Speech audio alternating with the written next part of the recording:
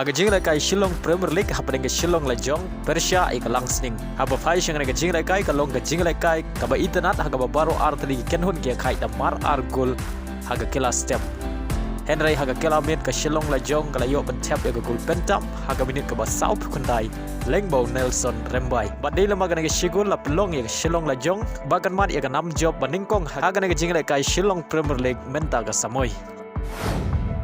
Haga Jingialehkai I-Legue happening ke Namdhari Persia ika Rajasthan United. Haga ke Jingialehkai ke Namdhari ka dang peteng ban khori ka nam job hadin magalala ban Pynliem ya Rajasthan United da Arlanot.